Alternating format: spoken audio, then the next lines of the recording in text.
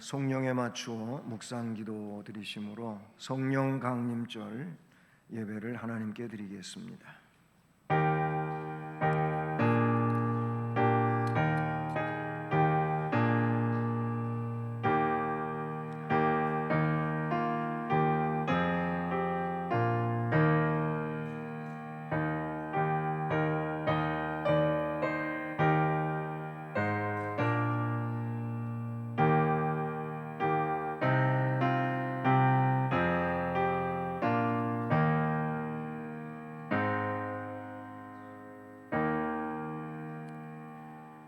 군대가 나를 대적하여 진칠지라도 내 마음이 두렵지 아니하며 전쟁이 일어나 나를 치려할지라도 나는 여전히 태연하리로다.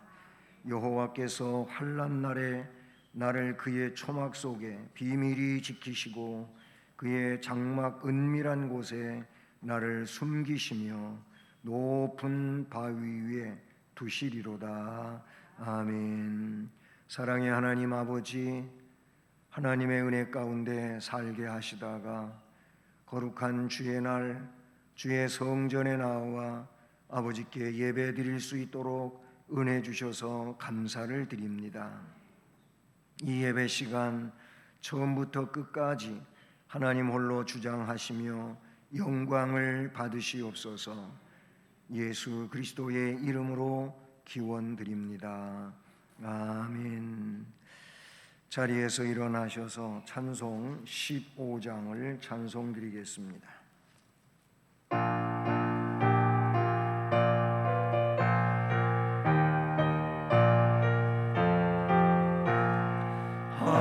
하나님의 크신 사랑 하늘에서 내리사 우리 맘에 항상 계셔 온전하게 하소서.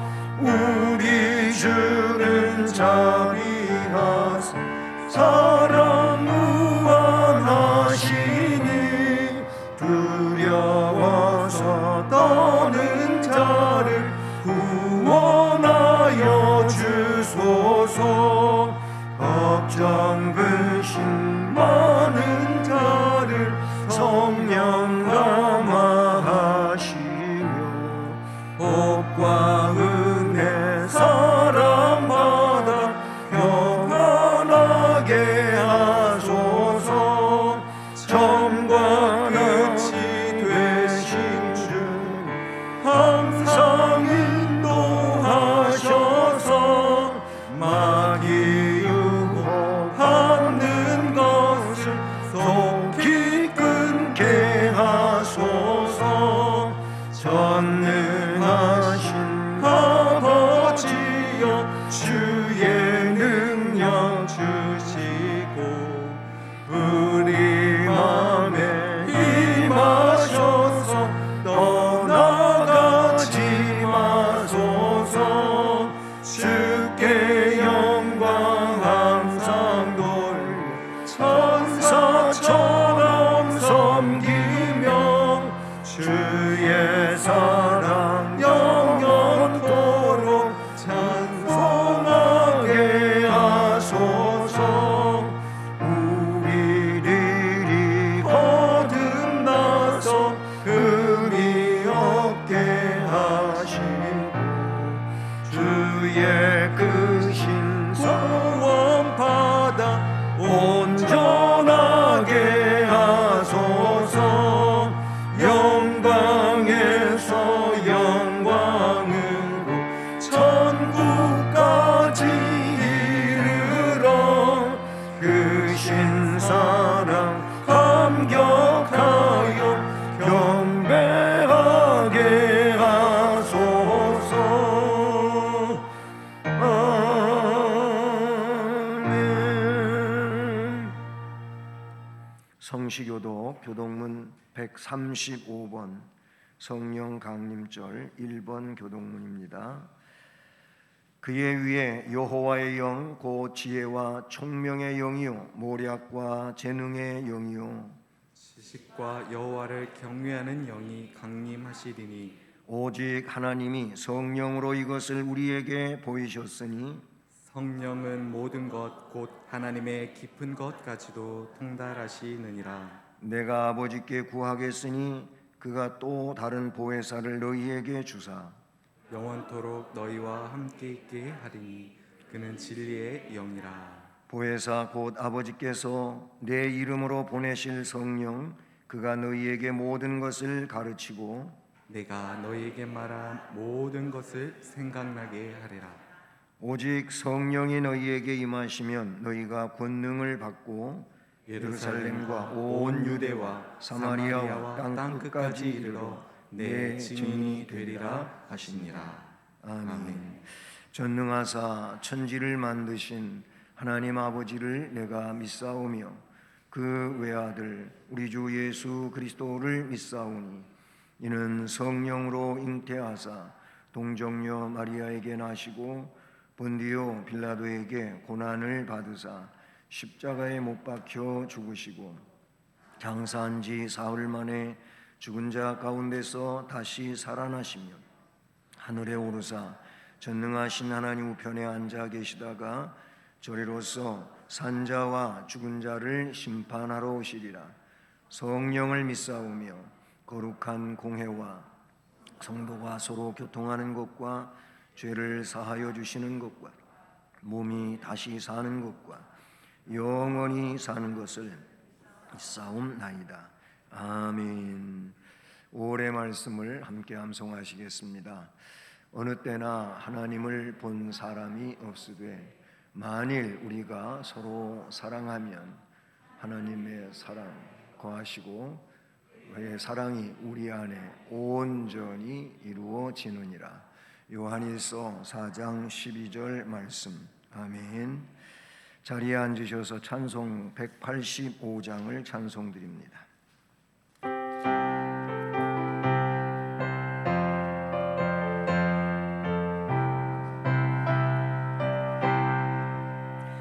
이 기쁜 소식을 온 세상 전하세.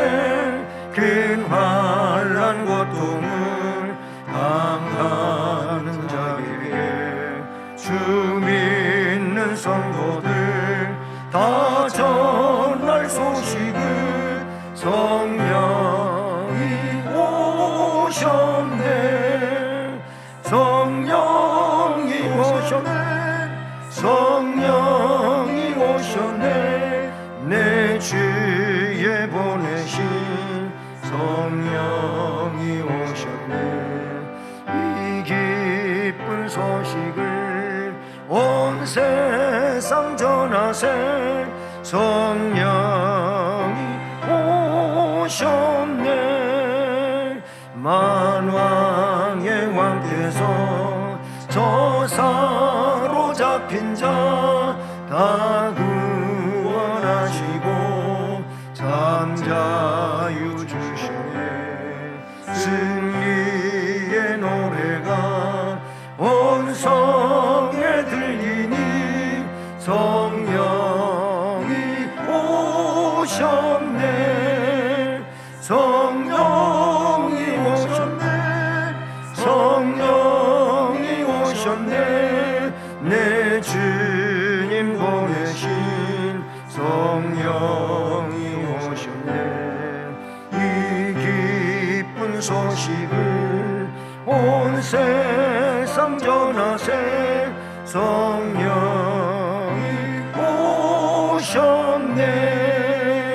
한없는 사랑과 그 크신 은혜를 늘 의심하면서 안 믿는 자에게 내 작은 힘으로 곧 증언하리니 성령이 오셨네. 성령이 오셨네. 성령이 오셨네. 내 주님 보내신 성령이 오셨네. 이 기쁜 소식을 온 세상 왕전하세 성령 오셨네. 아멘. 전능하신 하나님 아버지, 주님의 날 주님께 예배드리기 위해 예배당으로 인도하여 주심을 감사합니다. 주님의 인자하심으로 우리를 죄에서 구원하여 주심에 감사드립니다. 주님, 우린 주님의 부활을 자랑하고 전해야 하지만 늘 삶에 찌들어 살아갈 때도 많고 당장의 눈앞의 것에 현혹되어 하루하루를 살아가는 연약한 존재들입니다. 주님, 이런 부족한 저희들을 용서하여 주시옵소서. 주님, 저희의 의지로는 온전히 주님을 믿고 살기 어렵습니다. 주님의 영으로 저희를 도와주시고 저희가 온전히 주님의 십자가의 길을 갈 수 있도록 저희 안에 성령님께서 저희를 인도하여 주시옵소서. 저희가 온전히 주님을 의지하고 삶 속의 어떠한 상황 속에서도 주님 안에 평강을 누리게 살게 하여 주시옵소서. 주님, 이 나라 이 땅을 기억하여 주시옵소서. 코로나19로 인하여 많은 사람들이 몸이 아프고 경제적인 어려움에 고통을 받고 살아가고 있습니다. 주님, 고통받는 사람들을 건강에 힘든 사람들에게 힘을 주시고 경제적인 복도 주시옵소서. 특히 저희 주님을 믿는 사람들이 더욱 깨어 기도할 수 있도록 인도하여 주시옵소서. 주님을 믿는다면 눈치를 받는 지금의 현실입니다.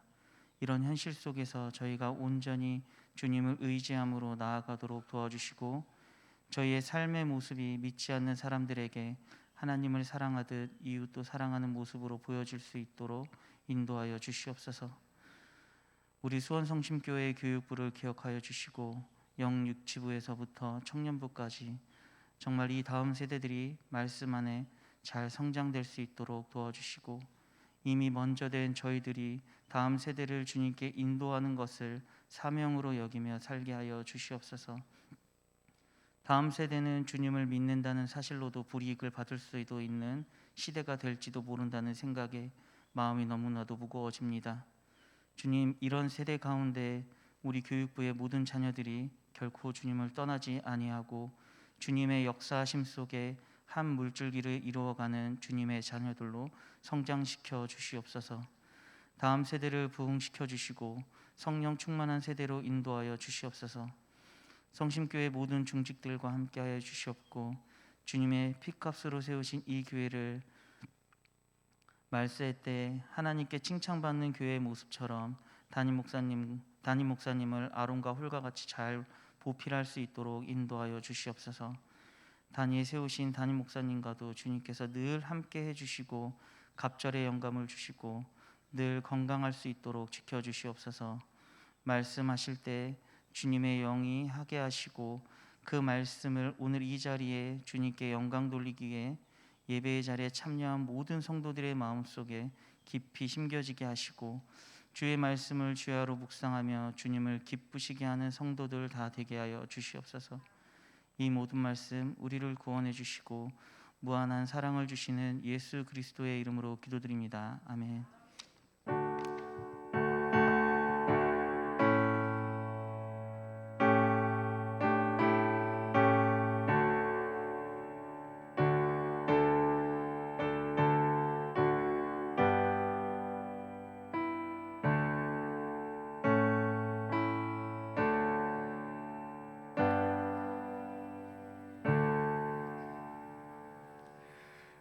하나님 말씀은 구약성경 에스겔서 37장 1절로 6절 말씀입니다. 구약성경 1209쪽입니다. 에스겔 37장 1절부터 6절까지 말씀 함께 봉독하시며 받겠습니다. 여호와께서 권능으로 내게 임재하시고 그의 영으로 나를 데리고 가서 골짜기 가운데 두셨는데 거기 뼈가 가득하더라.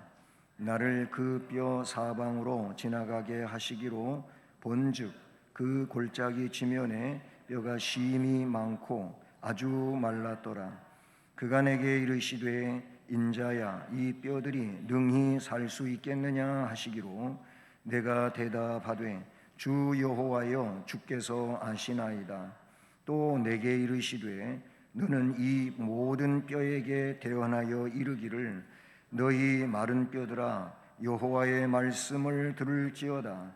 주 여호와께서 이 뼈들에게 이같이 말씀하시기를 내가 생기를 너희에게 들어가게 하리니 너희가 살아나리라. 너희 위에 힘줄을 두고 살을 입히고 가죽으로 덮고 너희 속에 생기를 넣으리니 너희가 살아나리라. 또 내가 여호와인 줄 너희가 알리라 하셨다 하라. 아멘. 기도드리겠습니다. 좋으신 하나님, 우리를 하나님의 백성 삼아 주시고 또 삶을 은혜로 살 수 있게 하시고 또 생명의 말씀을 주심으로 그 말씀 안에서 영적 능력 안에 살아갈 수 있도록 역사해 주시는 감사를 드립니다. 이 시간도 부족한 종을 통하여 말씀을 증언하게 하셨으니 주의 능력을 힘입어 주의 말씀을 증언하게 하시고 말씀을 받는 모든 심령들이 성령 안에서 말씀을 깨달으며 그 깨달음으로 심령이 복되게 하옵소서. 우리 주님 홀로 영광을 받으시옵소서. 예수 그리스도의 이름으로 기도드립니다. 아멘. 할렐루야. 우리 주님께서 우리 구속을 위해서 십자가에 못 박혀 장사 지낸 바 되고 사흘 만에 부활하시고 부활 이후 40일 동안 그 부활을 증명하시다가 또 승천하시지요. 그리고 승천 이후 열흘 만에 오순절 마가의 다락방에 성령께서 임하십니다. 그러므로 부활절로부터 이 오순절까지는 약 40일, 50일이 해당되는 날이지요. 이것은 구약의 그 유월절 때로부터 오순절 때까지 50일이라고 말하게 되고, 우리 신약에서는 부활로부터 예수님 그 승천하시고 성령 임하신 때 오순절 때 임하셨잖아요. 그래서 50일 그 절기가 바로 오늘이고, 우리는 그래서 성령 임재에 대한 이 내용이 신약교회에 있어서 아주 중요한 내용이기 때문에 이 절기를 지키고 있는 것입니다. 본문은 그 유대 민족의 부활에 대한 그 부분을 제시하고 있다, 이렇게 봐요. 그 유대 민족 하면은 이제 북왕국 이스라엘이나 남왕국 유다를 통틀어서 그렇게 일컫는 말이 유대 민족이라고 하지요. 그 예루살렘의 파멸과 함께 이제 바벨론 포로가 됩니다. 이 포로 상황에 대해서 오늘 본문 뒤에 나오는 11절을 보면은 어떤 상황으로 묘사하고 있냐면은 파멸, 즉 국가적 소망도 없고 장래도 없는 절망감에 사로잡힌 내용을 말하고 있어요. 인자야, 이 뼈들은 이스라엘 온 족속이라. 앞에 그 마른 뼈골짜기에 대해서 말씀하는데, 그런데 이 뼈들은 이스라엘 족속, 아까 유대 민족이라고 하는 말이나 이스라엘 족속이라고 하는 말은 같은 의미를 지니고 있는데요. 그런데 그들이 이르기를 우리의 뼈들이 말랐고 우리의 소망이 없어졌으니 우리는 다 멸절되었다 하느니라. 민족적 소망, 국가적 장래 없어요. 절망감밖에 없습니다. 그런데 하나님이 보시기에도 이들은 그런 상황이었을 것 같지만 오늘 말씀을 보면 하나님은 이 죽은 뼈와 같은 백성을 다시 살려내시겠다는 겁니다. 에스겔을 통하여 그 내용을 선포하고 계시는 것이죠. 바벨론의 포로로 잡혀온 이스라엘 백성들이라든지 이 유다, 남왕국 유다보다도 130여 년 전에 먼저 멸망한 북왕국 이스라엘, 그들은 아시리아에 의해서 BC 721년에 함락되고 포로로 아수르 지역으로 끌려갔었거든요. 그런데 이들을 다시 귀환시켜서 둘로 나뉘어졌었지만 이거를 다시 하나로 이루겠다고 그렇게 말씀하고 있는 내용이 이 37장 뒷부분에 쭉 이어지고 있습니다. 저는 이 말씀을 근거해서 오늘 생기가 들어가야 살아난다라는 제목 아래서 말씀을 증언하면서 우리 개인이라든지 이 나라라든지 또 우리 민족이라든지 본문의 말씀처럼 살아나는 역사가 있기를 소원하는 바인 것입니다. 생기가 들어가야 살아난다고 하는 이 말씀은 오늘 이 에스겔 37장 본문을 뿐만 아니라 그 이후의 말씀에서도 여러 군데 그 동일한 문장으로도 나타나지만은 조금 다른 문장으로도 나타나고 있죠. 이를테면 5절, 6절, 10절을 먼저 보면은요, 5절에는 내가 생기를 너희에게 들어가게 하리니 너희가 살아나리라. 6절도 보면은 중반서부터 너희 속에 생기를 넣으리니 너희가 살아나리라 이렇게 말했어요. 또 건너뛰어서 10절에 와보면은 생기가 그들에게 들어가매 그들이 곧 살아나서 일어나 서는데 극히 큰 군대더라 하고 생기가 들어감으로 살아남에 대한 말씀들을 이야기하고 있어요. 그 이하에 14절을 보면 이 생기를 달리 표현하고 있는데 내가 또 내 영을 너희 속에 두어 너희가 살아나게 하고, 여기는 영, 성령이지요. 내 영을, 성령을 너희 속에 두어 너희가 살아나게 하고, 17절로 건너가 보면 그 막대기들은 두 개의 막대기인데 이 막대기들은 서로 합하여 하나가 되게 하라. 내 손에서 둘이 하나가 되리라. 이 또한 연합을 말하고 살아남을 말하는 것입니다. 22절로 건너와 보면은 그 땅 이스라엘 모든 산에서 그들이 한 나라를 이루어 한 임금이 모두 다스리게 하리니 그들이 다시는 두 민족이 되지 아니하며 두 나라로 나뉘지 아니할지라. 즉 남왕국과 유다와 또 북왕국 이스라엘로 이렇게 솔로몬 이후 솔로몬 아들 시대부터 그렇게 둘로 나뉘었었잖아요. 그런데 이 나뉨 자체가 찢어지는 것이고 찢어짐 자체가 생명을 잃는 것과 같은 건데 이제는 그 둘을 하나로 그렇게 만들겠다고 말씀하십니다. 한 군데 더 보면 24절에 내 종 다윗이, 내 종 다윗은 벌써 지나간 인물이잖아요. 지금 여기는 BC 586년경을 의미하고 있는데, 그런데 다윗은 1000년경 인물이란 말입니다. 적어도 500여 년 가까이 전의 인물이라 그런 얘기인 것이죠. 그런데 내 종 다윗이 했으니 다윗을 말하는 거냐? 그렇지 않아요. 이것은 다윗 왕조에 의하여 그 후를 이야기하고 있는 건데, 이는 곧 메시아를 의미한다고 그렇게 볼 수 있는 것이죠. 내 종 다윗이 그들의 왕이 되리니 그들 모두에게 한 목자가 있을 것이라. 메시아예요.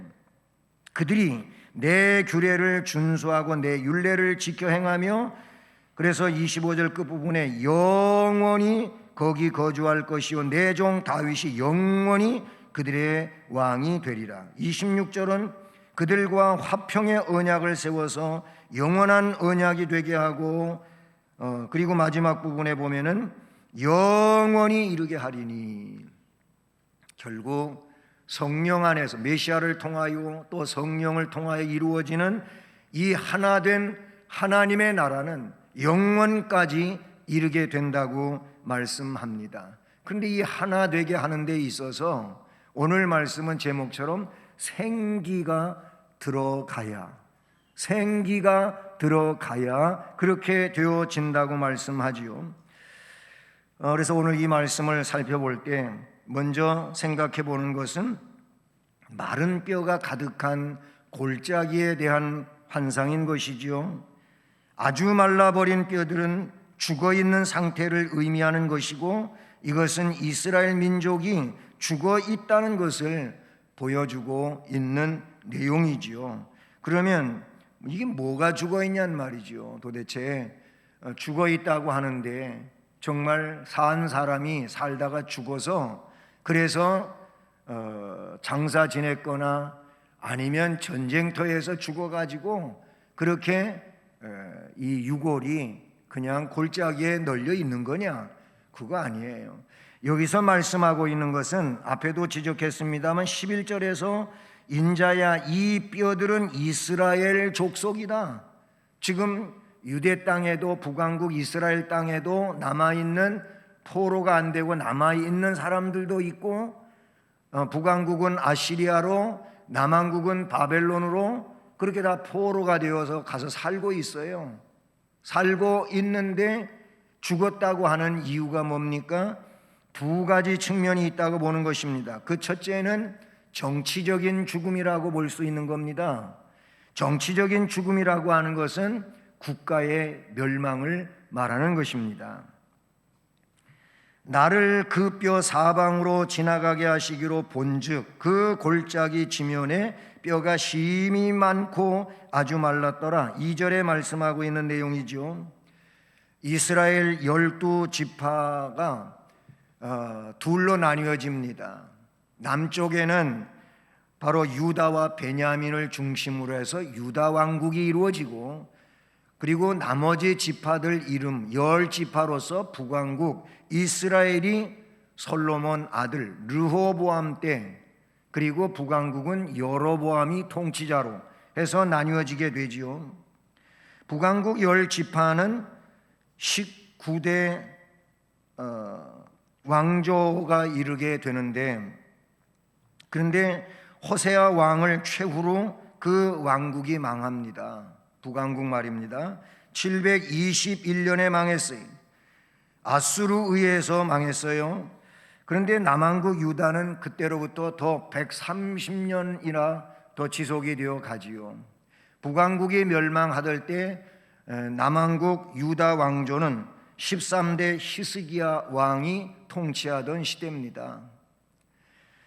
130년이 지나서 바로 그 남왕국 유다는 마지막 20대 왕조 시드기야 왕조가 통치하게 되는데, 벌써 이때에 남왕국 유다는 바벨론에 의해서 1차, 2차 포로를 경험하게 됐고, 이제 유다 왕국의 멸망이 5년 이후로 다가오고 있는 상황입니다. 남왕국은 이제 바벨론 제국에 의하여 곧 멸망하게 될 상황에 이른 겁니다. 이스라엘 민족의 정치적 생명이 이미 끝났다 그 말입니다.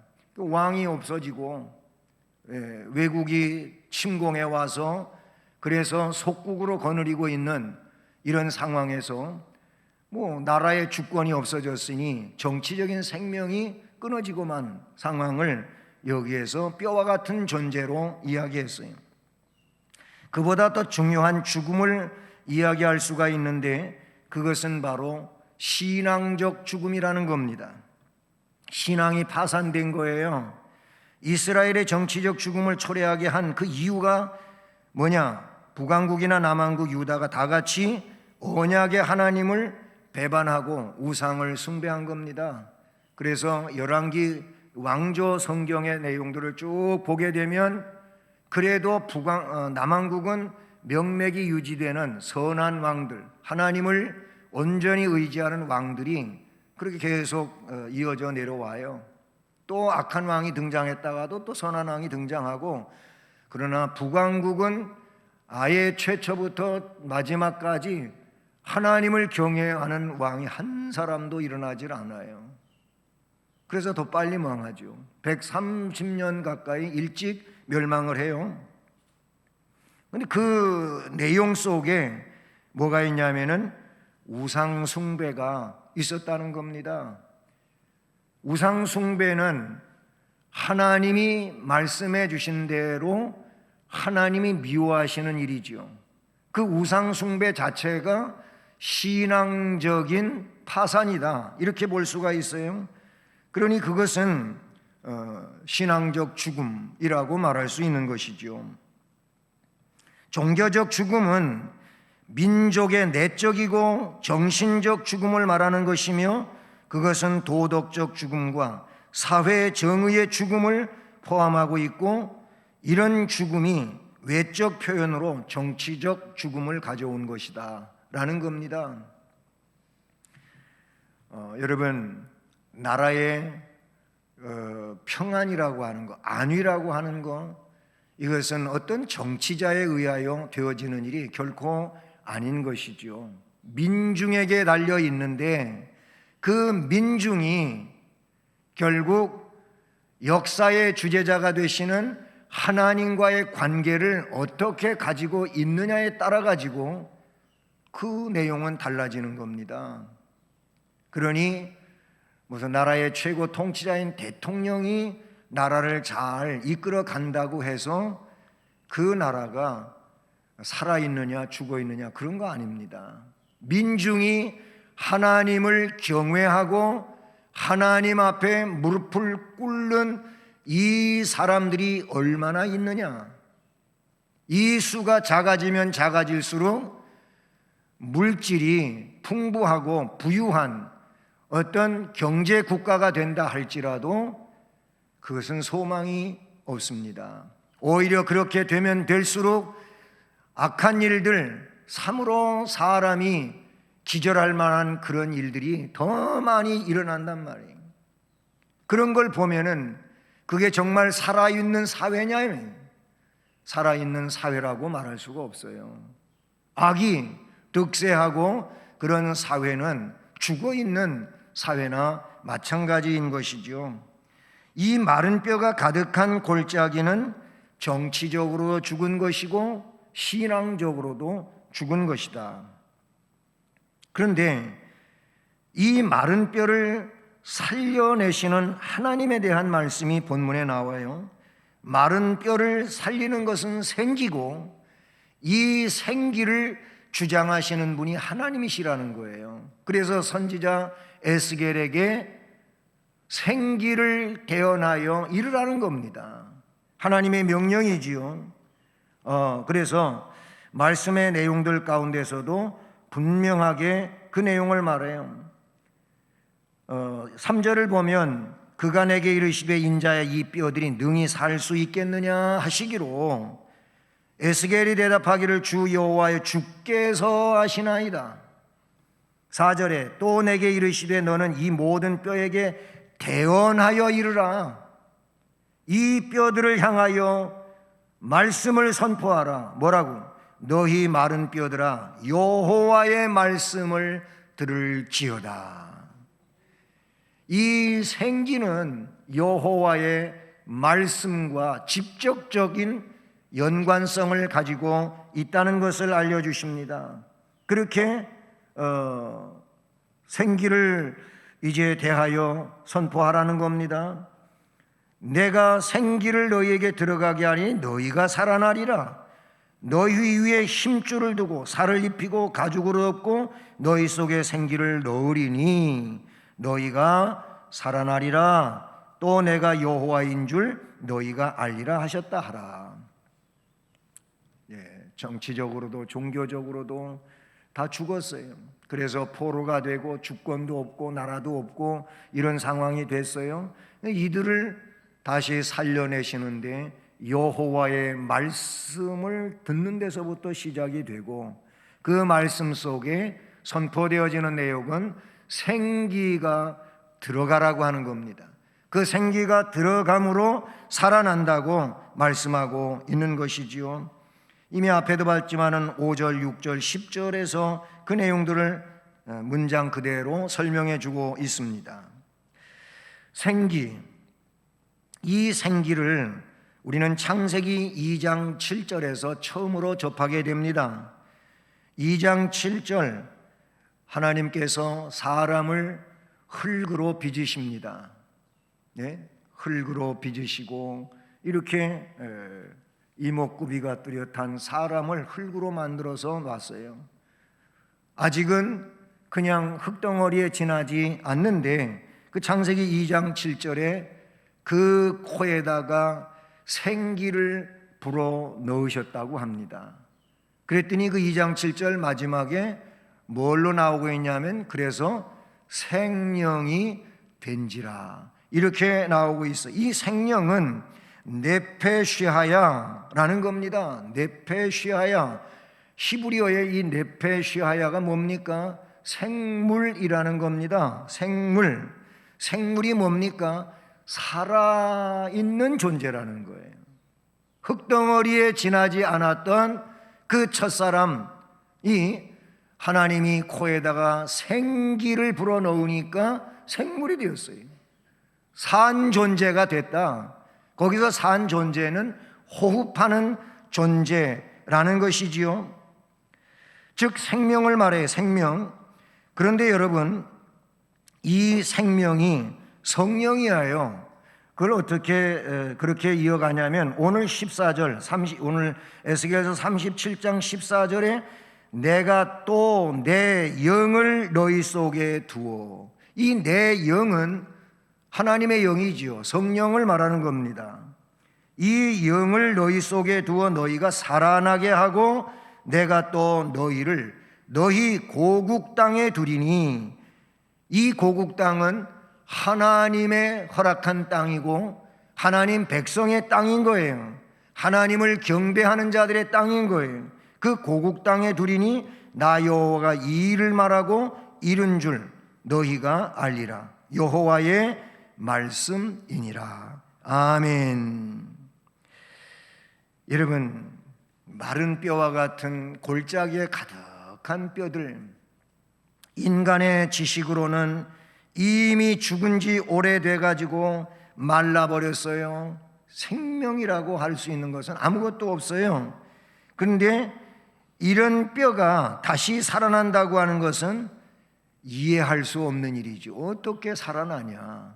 어떻게 살아나냐? 실제 아시리아의 포로로 가 있는 사람들이나 바벨론의 포로로 가 있는 사람들이 해방을 맞이하고 그리고 다시 하나님이 약속하신 땅으로 돌아간다고 하는 것은 이들로서는 불가능한 것이었어요. 그것이 마치 저 애굽 땅에서 바로에 의하여 학정을 당하고 있는 히브리 민족이 그 땅에서 종살이를 떨쳐버리고 나올 수 있는 확률은 없다고 생각한 것 같은 거예요. 그런데 하나님께서 그렇게 물어봐요. 인자야 이 뼈들이 능히 살 수 있겠느냐 물어봐요. 에스겔은 뭐라고 말합니까? 주께서, 주 여호와여 주께서 아시나이다 라고 말하고 있는 것이지요. 여러분, 놀랍게도 하나님은 절망 가운데서 새로운 생명을 일으켜내시지요. 예수님은 마태복음 19장 26절에서 말씀하기를 사람으로서는 할 수 없으나 하나님으로서는 다 하실 수 있느니라. 아멘. 믿으십니까? 우리로서는, 나로서는, 즉 사람으로서는 할 수 없지만 하나님은 다, 어떤 건 하시고 어떤 건 못 하시고가 아니고 그 말씀 그대로, 주님께서 하신 말씀대로 하나님으로서는 다 하실 수 있느니라. 아멘. 하나님은 하십니다. 없는 것도 있게 하시고 처음에 아무것도 없는 데서 말씀으로 우주 만물을 창조하셨고 그리고 사람을 빚으셔서 이렇게 하나님과 교통하는 영적 존재가 되게 하신 하나님 아니십니까? 하나님의 말씀, 성령 하나님, 그 생기가, 그 기적을 일으켜내시는 줄로 믿습니다. 도저히 소생할 모습은 조금도 보이지 않는 아주 말라버린 뼈들이라 할지라도, 에스겔이 본 그런 뼈라 할지라도 하나님의 음성이 선포되어지고 들려지게 되면 거기에 살아나는 역사가 있게 되는 줄로 믿습니다. 에스겔은 참 대답을 지혜롭게 잘한 것 같아요. 이 뼈들이 능히 살 수 있겠느냐? 에이, 어떻게 살아나요? 다 틀렸어요. 이렇게 말하지를 않았다는 겁니다. 뭐라고 대답했습니까? 주 여호와여, 주께서 하시나이다. 우리가 이런 영적 지혜자가 되기를 바라고 그런 은혜 아래 있기를 주님의 이름으로 축복합니다. 똑같은 상황을 가지고도 어떤 이는 그래, 하나님은 하실 수 있습니다.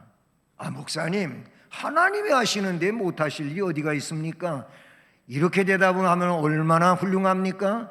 그런데 목사님, 그런 게 어떻게 됩니까? 그건 아니에요. 이럴 수도 있다는 거예요. 실제 그래요. 일하다가 보면 어떤 분들은 안 된다는 거예요. 어떤 분은 뭐 하나님이 우리와 함께 하시면 뭐 다 할 수 있죠. 하십시다. 이럴 수도 있어요. 에스겔이 대답은 주 여호와여, 주께서 아시나이다. 그러니 우리도 언제든지 인간의 관점에서 보지 말고 하나님의 관점에서 볼 수 있기를 바라는 것입니다. 이것이 신앙 아니겠습니까? 하나님의 관점에서 보게 되면 아무리 불가능하고 도저히 상상이 안 되는 내용도 하나님이 책임져 주시지 않겠습니까? 하나님께서 에스겔에게 말씀하래요. 그러니 너는 이 뼈들을 대하여 예언하라는 거예요. 너희 마른 뼈들아, 여호와의 말씀을 들을지어다. 주 여호와께서 이 뼈들에게 이같이 말씀하시기를 내가 생기를 너희에게 들어가게 하리니 너희가 살아나리라. 너희 위에 힘줄을 두고 살을 입히고 가죽으로 덮고, 이 뭡니까? 우리의 조직을 갖추는 거예요. 너희 속에 생기를, 이 조직 속에 생기를 넣으리니 너희가 살아나리라. 아무리 훌륭한 조직체를 가지고 있어도 이렇게 아름다운 멋있는 이목구비 조직을 가지고 있을지라도 그 속에 생기가 들어가지 않으면 그는 죽은 존재와 다르지 않습니다. 그래서 힘줄, 살, 가죽 덮인 이 조직 속에다가 생기를 넣으리니 너희가 살아나리라. 여러분, 세상에 많은 사람이 있습니다. 그 사람들 가운데 최근에 갈라디아서 말씀을 계속 수요일날 강해해 왔습니다마는 성령의 사람이 있고 육체의 사람이 있습니다. 육체의 일을 이겨낼 수 있는 자는 누구냐면 성령을 조차 행하라 라고 말씀하셨어요. 성령을 조차 행하는 자가 육체의 욕심을 이루지 아니한다는 겁니다. 바로 성령이 내 안에 오셔서 그 성령께서 나를 주장하시고 나에게 역사하시고 그리고 나를 이끌고 가실 때, 그때 그 사람이 하나님이 원하시는 영적으로 살아있는 사람이 되는 줄로 믿습니다. 그렇습니다. 생기가 들어가야 된다, 그런 얘기인 것입니다. 그래요. 맨 처음에 인간이 흙으로 지어질 때도 동일했었다고 하는 것을 이미 앞에 부분에서 말씀을 드리지 않았습니까? 제가 어린 초등학교 시절부터 신앙생활을 해왔어요. 그러니까 50년이 넘었어요. 60년 가까이 신앙생활을 한 겁니다. 연수를 자랑하려고 하는 것이 아니고, 제가 60년 가까이 신앙생활을 해오면서, 물론 어린 시절엔 그런 거 잘 몰랐겠지만은 그래도 깨달은 내용이 뭐냐, 내 힘으로는 안 되더라 라는 것입니다. 제가 목회를 한 지도 벌써 30년을 훌쩍 넘긴 이런 상황이 됐어요.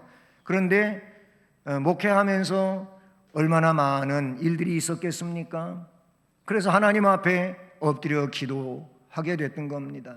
그런데 참으로 신비롭게도 내가 생각했을 때는 정말 풀기 어려운 문제도 하나님 앞에 엎드려 기도하면 하나님이 역사하셔서 그 문제가 풀려지더라, 그런 얘기인 것입니다. 제가 깨달은 건 그거예요. 내 힘으로는 안 되는 거예요. 그런데 하나님의 그 능력과 역사와 또 인도하심 속에서 잘 풀려가는 이런 내용들을 참으로 많이 경험을 했습니다. 그래요. 성령의 능력이 있어야 된다는 사실인 것이지요. 생기가 들어가야 살아난다라는 겁니다. 마지막으로 민족이 사는 길도 여기에 같은 맥락에 있다고 보는 것입니다. 11절에 인자야 이 뼈들은 이스라엘 족속이라 그랬어요. 아수르의 포로가 된 북왕국 백성들, 바벨론 포로가 된 남왕국 백성들 다 마른 뼈와 같았지만 그러나 하나님께서 말씀과 성령으로 다시 살아나게 하시겠다는 것입니다. 7절을 보십시오. 이 뼈, 저 뼈가 들어맞아 뼈들이 서로 연결되더라. 여기 이 뼈와 저 뼈, 이거는 뒤에 말씀에 보면 15절로 21절까지의 말씀에서 저 북왕국과 남왕국 유다를 말하는 거예요. 거기에 많이 골짜기에 널려있는 뼈들, 이 뼈 저 뼈, 물론 그런 의미도 있겠지만은 이 말씀의 전체적인 내용에서 이 뼈와 저 뼈는 남왕국 유다와 북왕국 이스라엘을 말하는데 결국 뭐예요? 여기에 생명이 들어가요. 성령이 역사해요.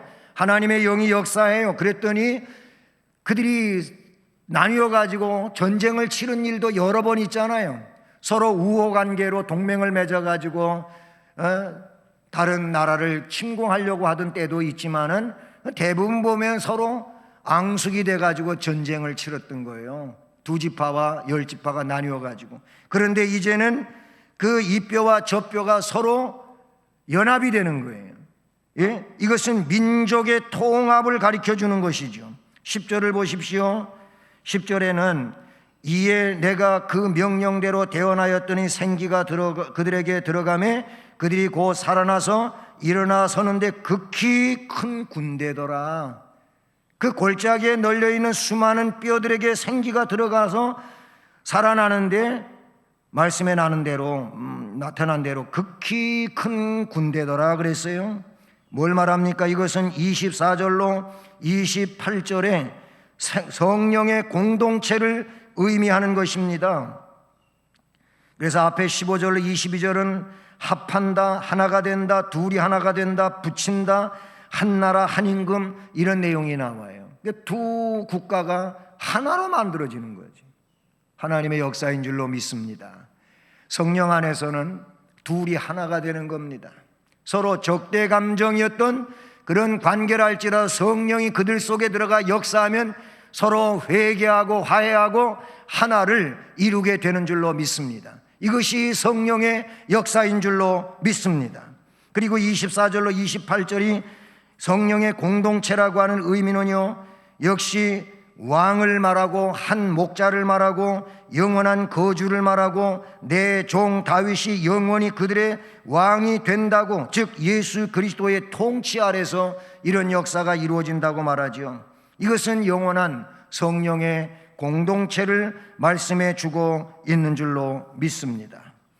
하나님의 사랑의 하나님은 말씀과 성령으로 민족의 회복과 부활을 이루어 생명을 가지게 하시는 줄로 믿습니다.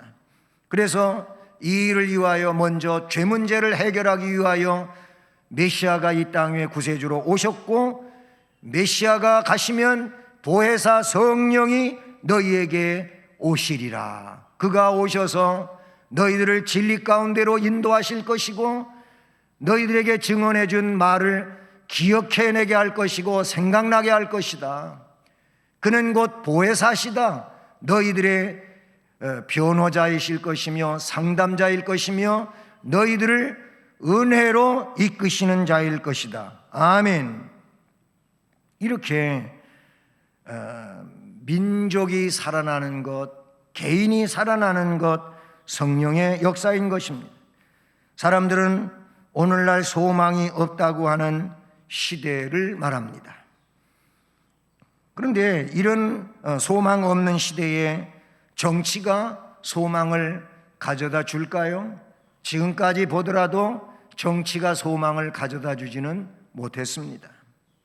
경제 부흥이 소망을 가져다 주는 것입니까? 그러면 경제가 풍부한 사람은 아무 문제가 없어야 되는데 오히려 마음고생 심하게 앓으며 그 많은 재물 속에서 어지럽게 살아가는 사람들이 있다는 사실이죠. 그것도 아니죠. 수많은 제도, 운동들이 우리에게 소망을 가져다 줄 수 있다고 생각하십니까? 그렇지 않습니다. 수많은 제도들은 가진 자, 힘 있는 자들의 것에 지나지 않지요. 오히려 제도가 생겨나면 생겨날수록 어려운 자는 더 어려워지는 것이 시대의 모습이기도 한 것이죠. 각종 운동들은 그럴싸한 내용으로 문구를 나열해 놓고 있지만 오히려 사람들을 평안하게 해주는 것이 아니라 불편하게 해주는 참으로 아이러니한 일이 있다는 것입니다. 우리에게 소망을 가져오시는 분은 예수 그리스도이신 줄로 믿습니다. 그리고 그분께서, 주님께서 말씀하신 것처럼 내가 본래의 위치로 가면, 하나님 보좌 우편으로 가면 너희에게 보혜사 성령이 오시리라. 성부와 성자와 성령 삼위 하나님께서 그 하나님의 백성들을 은혜로 이끄시고 복되게 하시는 줄로 믿습니다. 자, 그렇다면 지금까지 증언한 이 말씀에 의하여 보면 무엇입니까? 우리가 성령 안에 살아가지 못하면, 성령께서 내 안에 오셔서 나를 주장하시지 아니한다면 우린 역시 영적으로 보면 죽어있는 상태나 다름이 없다는 것이지요. 우리 안에 성령이 임재하시고 성령이 역사하실 때 이들이 곧 살아있는 존재고 살아나는 존재고 생명의 역사를 일으킬 수 있는 자가 되는 줄로 믿습니다. 진정 성령의 임재와 더불어 우리 심령이 살고 운동력 있는 하나님의 말씀으로 생명력 가득한 이런 은혜의 삶을 우리 모두가 살아갈 수 있기를 주님의 이름으로 축복합니다. 사랑의 하나님 아버지, 성령 강림절 다시 한번 지키며 성령의 역사를 사모하게 하며 성령이 내주하여 성령 안에서 영적으로 생명력 있는 은혜자로서의 삶을 살아갈 수 있도록 깨우쳐 주시니 감사를 드립니다. 그렇습니다. 성령이 심령 안에 역사하지 않는 한 그는 영적으로 죽어있는 존재가 될 수밖에 없는 것입니다. 우리는 이 점을 기억하며 성령의 내주하심과 더불어 그 성령의 역사 속에 살아가는 성령의 사람이 되게 하옵소서. 예수 그리스도의 이름으로 기도드립니다. 아멘. 찬송 183장을 찬송드립니다.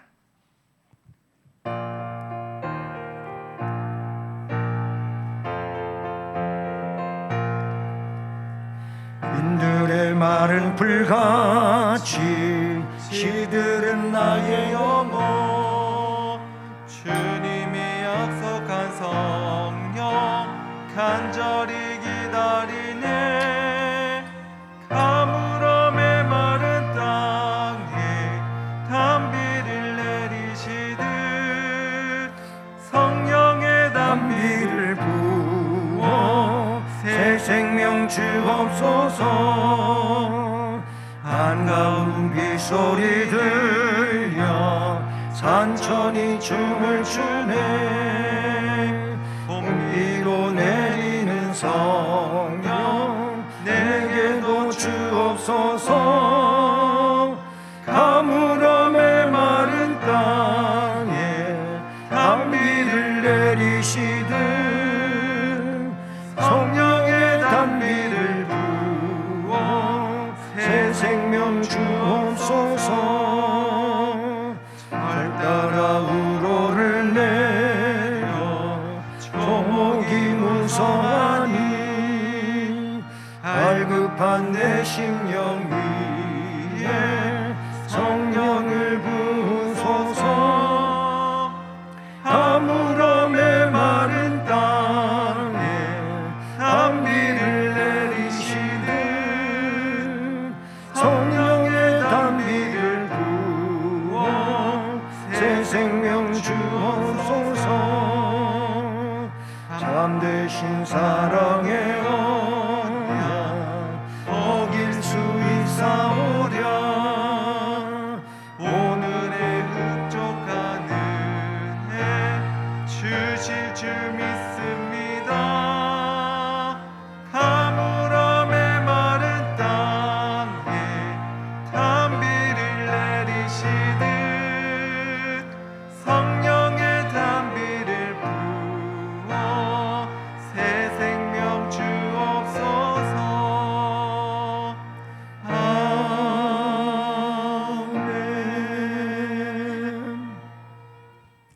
오늘도 우리에게 말씀을 통하여 복을 주신 하나님 감사를 드립니다. 이제 물질을 정성을 다해 구별하고 하나님께 봉헌 드리오니 우리가 드리는 이 헌금을 흠양해 주시고 정성을 다해 하나님께 드린 손길들 위해 또 저희들 가정들마다 그리고 일터인 사업장, 직장, 학업 모두를 주님이 복 주시고 은혜로 충만하게 하시고 건강하고 행복하고 형통한 삶을 살아가게 하여 주시옵소서. 또 재능을 주 앞에 드려 주님을 섬기는 봉사하는 모든 일꾼들에게 동일한 은혜와 복을 주시고 주신 재능은 더 뛰어나게 해주심으로 그 재능으로 교회, 나라, 민족 가운데 훌륭하게 쓰임받는 참으로 복 있는 백성들 되게 하여 주시옵소서. 예수 그리스도의 이름으로 축복하며 감사하고 기도드립니다. 아멘. 네, 교회 소식은 오늘 말씀 증언과 같이 성령 강림절인데요. 우리가 신앙의 능력, 성공, 훌륭한 신앙생활은 성령 역사밖에 없습니다. 그러므로 성령을 사모하고 성령 충만해서 살아나는 심령들 모두가 되시기를 주님의 이름으로 축복드립니다. 다음 주일은 가정주일로 지킵니다. 신앙의 가정 참 중요하지요. 위해서 기도하시기를 바라고요. 또 5월은 가정과 가문을 위해서 기도 많이 하는 달 되시기를 바라고요. 우리 구역장님들, 구역원들을 또 회장님들, 회원들을 전화로 잘 관리해 주셔서 항상 신앙 안에서 앞을 향하여 나아갈 수 있기를 바라고요. 그리고 교회에 작년 2월 코로나가 시작이 되면서부터 이렇게 교회 출석을 지금까지 거의 안 하고 있는 분들도 꽤 많이 있습니다. 네, 이런 분들이 현장 예배, 또 전화해 보면 그래도 집에서 인터넷 예배 드리고 있다는 얘기들은 하셔요. 그런데 인터넷 예배는 사실은 임시적인 거지요. 그런 상황인데 어쨌든 그들이 현장 예배 회복되어서 함께 예배 드릴 수 있도록 예배에 참여하시는 우리 성도들은 안타까운 마음을 가지고 기도해 주시기를 바랍니다.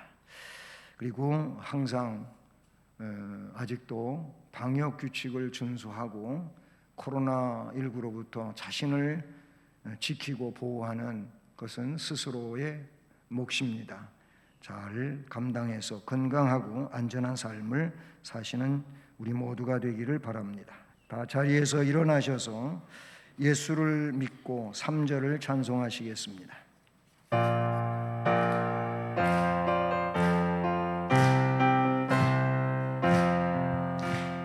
내 몸과 같이 이웃을 사랑 가정이 지내고 온 정성 다해 주님을 사랑 교회를 받드네.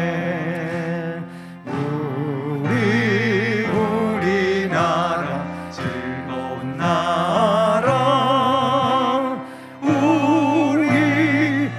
우리나라 복받는 나라. 이제는 교회의 머리가 되시고 우리들의 구세주가 되시는 주님 예수 그리스도의 은혜와 하나님 아버지 측량할 수 없는 그 만극하신 사랑과 성령 하나님 우리 안에 오셔서 충만하시고 인도 보호하시며 놀랍게 역사하시는 그 역사하심이 오늘도 성령 임재를 소망하며 그 성령께서 우리 안에 오셔야 살아난다고 하는 말씀을 듣고 그 삶을 위해 결심하며 나가는 모든 성도들 위해 가정과 일터와 앞날 이 교회와 나라와 민족 위에 이제로 영원까지 함께 계실지어다. 아멘.